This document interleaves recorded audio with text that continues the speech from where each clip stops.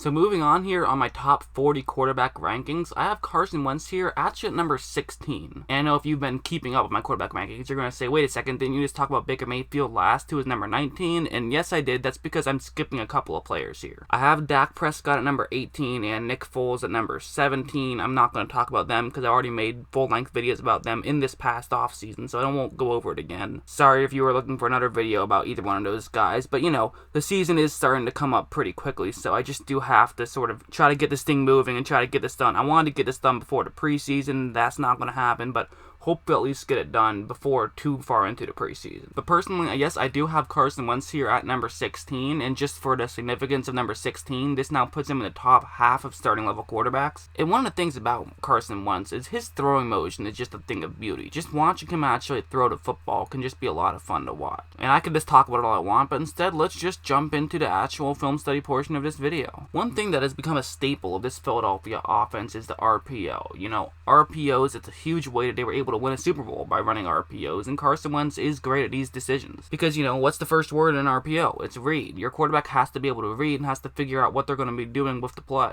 An RPO doesn't really give you much of an advantage if you just have a dumb quarterback. But what's really interesting about the Philadelphia RPO as opposed to maybe the Baltimore RPO is that really the focus is just on passing the ball. You know, typically in an RPO, if you're a quarterback, you have three options. You run the ball yourself, you hand it off to your running back and let them run the ball, or you pass it. Those are the three options. But in the Philadelphia RPO, really that quarterback run portion just isn't an option. Really, you just focus on either handing the ball off or throwing it to your receiver, and this will be an example of an RPO. This is going to be a cover 3 zone blitz, and again, for Philadelphia, it's an RPO. So really the two guys you're going to take a look on will first off be the halfback, who's going to be running up there, and also that receiver right over there. Wentz is going to watch that receiver, and if he feels like his receiver is open, he's going to keep the ball himself and hit his receiver. If he doesn't feel like his receiver is open, then he just hands the ball off, and whatever happens, happens. And so as you see, that Tennessee Titan right over there is pretty far deep, meaning that the Philadelphia player who's going to be in front of him could easily get open. So for Wentz, it's an easy read. Just hit your man, which he does, and they're able to pick up a first down. It's easy. That's kind of what makes an RPO so successful, is it makes things a lot easier on a quarterback. All you have to do is look at one read, and if you don't like it, then hand the ball off. But what's great about Wentz is he makes those reads so consistently. He really is the kind of guy that's perfect for this Philadelphia RPO style offense. But honestly, that's not the kind of thing that makes Wentz great. What makes him so good is he'll just make these throws that just make your jaw drop. I mean, like this one, for example. It's going to be a 3rd down and 20 situation, and that receiver is running that route over there. In a 3rd down and very long, this is not the type of throw that you're definitely going to try to hit at all. It's something maybe you look to, but don't try to force anything. Because the Tennessee Titans players are going to be playing very far deep, and they are going to be wary of a potential deep throw, since it is, you know, it's 3rd down and 20. That's what you would typically think that could happen. You know, it'll either be something deep, or it'll be a screen pass to pick up 10 yards. That's basically what Philadelphia is going to try to do here. But if you watch after this play develops, one thing you will notice is there is kind of a window that's going to be developing here. That's where the Philadelphia player where Wentz could look to is going to be, and there are two Tennessee Titans players who are somewhat in the area, but neither one of them are greatly in the area. There is a window. If he can get it to the right side and over that first Tennessee Titan closest to the bottom half of the screen, but also make sure he keeps it lower and to the left side of the Titan who's closer to the top half of the screen, there is a window for Wentz to make this throw, but the problem is it's not a huge window. And not only that, but it's 20 yards down the field, so this is not going to be an easy play for him to make. But watch this throw from Wentz. It's an absolute laser, exactly where you'd want to be from basically 25-30 yards down the field. Granted, it was broken up at the very last second. Aguilar was not able to make that grab, but you know,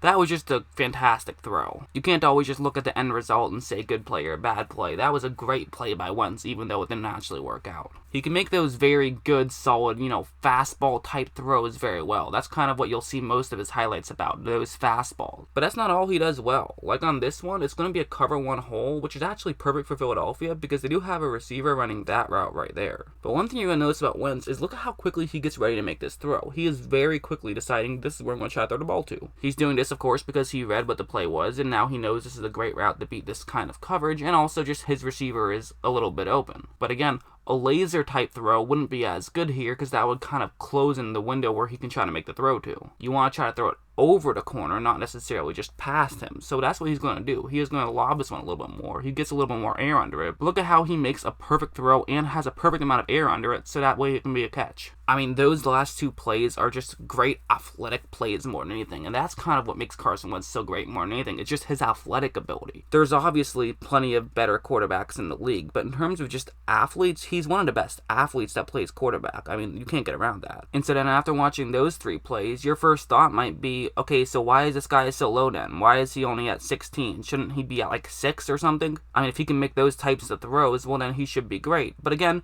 this is not, I keep saying this, but I keep saying this because it's important. This is not a which quarterback would I rather have overall in terms of a career. This is right now, in the 2019 season, who would I feel the most comfortable with? And there's one thing you just can't bring up on the screen, that's just his injuries. We don't know if he will be 100% after those injuries, and we just don't know what's going to happen. Not to mention, if you have an injury history, you are more likely to get injured again. That's how the human body works. But another X's and O's reason why I don't have him too much higher is something like this, where it's going to be man coverage, and they're going to have a receiver run that route right there. So, great way to beat man coverage, and that is a route you could look to throw to, especially since the corner is lined up a little bit closer to the bottom half of the screen than the eagle who Carson Wentz is going to try to throw the ball to. And so it's going to be play action, so Wentz fakes the play action, then looks upfield to try to see if anyone's open, and his initial target is not going to be open. Really, this kind of route is designed to beat zone coverage, because that way the linebackers would move in, and then you can fake them with the play action, and then throw it over the top for a first down. That's the way it's supposed to work. But on man coverage, it kind of doesn't really have the same effect, and now his receiver just isn't open. So what you should do in a situation like that is either throw the ball away or just look for another receiver to try to throw the ball to. However, Wentz is still going to try to hit that receiver, and it is regrettable in hindsight. It almost gets picked off. Granted, if he made an absolutely perfect throw, maybe that would have been a completion, but he's asking himself to make a perfect throw, and that's just tough to make. And in fact, he actually underthrew it, and that one easily could have been an interception. It's just a bad decision by Wentz, and that is kind of one of the things that I have a problem with him about. I've actually talked about this with a few guys recently. I talked about it with Baker Mayfield, I talked about it with Jameis Winston. Some of these guys who can make a lot of great throws can also still sometimes think that they can make even better throws than they actually can. Some guys feel like they're perfect, and Carson Wentz is great, but he isn't perfect even though he is a great athlete, and that can kind of come back to bite him from time to time. Like, here's another example. It's going to be a cover 3 zone, and they're going to fake play action, and actually that route is the one I'm going to take a look at, even though that's not going to be Wentz's first read. This is actually going to be set up the same way as earlier, where there's going to be a receiver running a crossing route, and that really would be the guy that Wentz should try to throw to. However, he's not really too open. Mostly because of that Saints player right there, who could easily crash in, so Wentz is going to pass up on that play, which is smart. You do want to make sure that you pass up on that one. I mean, you actually could consider kind of trying to throw a laser right now, try to hit him basically at his knees, and then either he makes the catch or it falls incomplete low, but that's kind of tough because there are offensive linemen in the way, so they're just not really the angle that he wants. However, as you know, that was not the route I pointed out at the beginning of the play. The route I pointed out will be that eagle right over there, who isn't really too open. And now you might be looking at the still image and saying, wait a second, what are you talking about? Yeah, he's kind of open. I mean, maybe not way open, but there definitely is some leverage there. But he's not open at all, because this isn't a cover 2, this is a cover 3, meaning that there's going to be a safety who's deep, and that safety right there could absolutely potentially pick this ball off if Wentz tries to throw it deep. So that's not a throw that Wentz should try to make, but Wentz is going to take a shot anyways, and it ends up getting picked off. And I know some people are going to be saying, well wait, this was the game against the Saints when they were getting blown out, right? So maybe he was just trying to catch up and take some chances, but that's actually not the case at all. This is when they were down 10-0 with 3 minutes and 3 seconds left in the first quarter. So this was just regular football. You're trying to score as many points as possible. So that is definitely not the case. Now granted, in some of the games later in this season, he was apparently playing through injuries, so he wasn't at 100%. However, I'm not bringing up plays here that are just him not being a good athlete. We all know he's a great athlete when healthy. That's not a question. These are bad decisions, and I don't care if you're playing at 100% or not. You're not going to be able to make that throw anytime. There was no window, and Wentz just misread the play and made a throw deep anyways. Like, here's one more. Once again, it's a cover 3 zone. However, this time a Dallas Cowboy interior lineman is going to actually be dropping back into coverage, which is actually something that you might just do when you see that there's nobody in the backfield, because it can give you someone else extra in coverage. Sometimes you will tell an interior lineman, hey, if they don't have anyone in the backfield, you just drop back into coverage, since you know it's not going to be a run. We can take advantage of that and have an extra man in coverage. And so for Philadelphia, that's actually pretty meaningful, because they have a receiver running that route right there. And so typically you would try to hit him past the linebackers but in front of the safety and try to pick up some yards, but since there is going to be an extra man dropping back into coverage, this could make that window a lot tighter. And as you see, that's exactly what's going to happen. Well, yes, that eagle is cutting in front of that Dallas Cowboy right over there. There's going to be another Cowboy who's in this area. So for Wentz, this is going to be such a tight window. It's going to be a very tough throw for him to make. However, he's going to make this throw anyways, and it gets picked off. It's just a throw that he shouldn't make. He's a good enough player where he doesn't have to take these kind of chances. He can throw the ball away or try to find somebody else open and still live to see another down, because he can convert on so many plays, but he will just make these mistakes from time to time. And I know people are going to point to the fact that, well, he had 7 interceptions in 11 games. That's not really that bad. In fact, I'm not even really showing these plays just because they're interceptions. I'm showing these throws more so of he needs to get off to his second read a little bit quicker from time to time. I'm not showing these plays because I think that what he does is terrible. I'm showing these plays because it's not easy to find a flaw in Carson Wentz, but I have to find something, and that probably is his biggest flaw. I mean, Carson Wentz is good. I have him as a top 16 quarterback, and honestly, if he didn't have an injury history, I'd probably have him a lot higher. But it also should be mentioned that this is not something that Carson Wentz has just started doing recently. This is something that he's always done. Like this play in his MVP caliber season, it was a cover 2 zone, and those were 2 routes on the top half of the screen that those 2 Eagles were going to be running. And so the way this works is actually relatively simple, because there are 2 routes that are going to get into that zone and coverage on the top of the screen. It's pretty simple what you're going to do. If the Cowboy who's in charge of covering the flat on the top half of the screen ends up running deep to cover the go route, well then you just hit your receiver who's going to be underneath and pick up the 7 yards or so. But if the Cowboy stays shallow to make sure that he's covering up that Eagle, then you hit the guy who's running a go route, try to get him before he gets to the safety, and you can pick up some yards that way. But what you're going to see once this play develops is that the Cowboy isn't really going to sell out in either direction. He's kind of making sure that he's covering both of those Eagles. Although meanwhile, the Cowboy's safety definitely is playing a little bit farther in, so this now means that there could be a gap right over there for Carson Wentz to try to hit his receiver. And so Wentz is going to take a chance, and he makes a perfect throw, and it results in a first down and goal. I mean, that's just,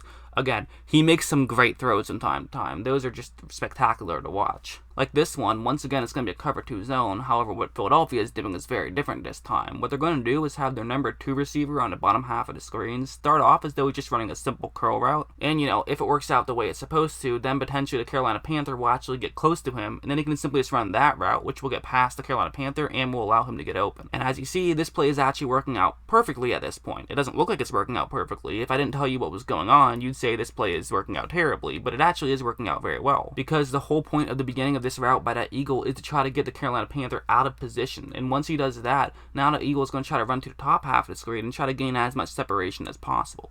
But the thing is, he's actually not going to create that much separation. But even with that, Wentz is still going to make a perfect throw and able to pick up a good gain. I wanted to show that play because I wanted to show that Carson Wentz isn't just good because he has a big arm. Carson Wentz is good because he has an accurate arm. Honestly, he's really good. I just couldn't justify putting him above anyone that I have in the top 15, but that's mostly just because there's a lot of good quarterbacks right now. But one more positive about Wentz, and this is kind of thing that I said that the Eagles don't do too often, but they will do on occasion, and that's having an RPO where the quarterback could potentially run. The way it's going to work is either that Eagles halfback could run over to the left side of the screen, or Wentz could keep it himself and run over to the right side of the screen. And also worth mentioning, this is still back in 2017 before his injury, so maybe the Eagles don't really want to run these types of plays too often anymore. They do want to protect Wentz, which, understandable. But, if it's the playoffs and they need to gain a couple of yards on a 4th down and 3, maybe they could pull out this play and he still can be effective at it, as you'll see on this one. There's actually going to be 2 players you're going to want to take a look at here. Usually you just want to take a look at one, but one defensive back is actually going to do a pretty good job of crashing in, so there are actually going to be 2 players to watch. But basically the way it's supposed to work is if either of those 2 players go to the outside to make sure they're containing Wentz, then Wentz just hands it off to the halfback. However, if they both crash in, which they actually are going to do, then Wentz should keep it himself and run over to the right side of the screen. And so watch how Wentz is able to fake the handoff